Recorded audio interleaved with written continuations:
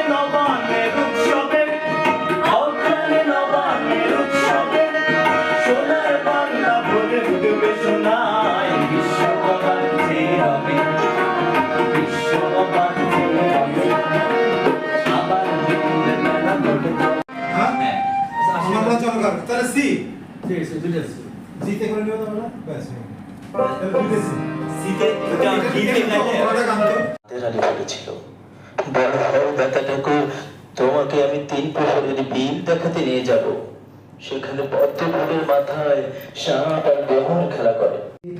তাদের রক্ত কম বেশি করে প্রতি ধমনীতে রাজে, আমরা তাদেরই সন্তান জ্ঞাতি।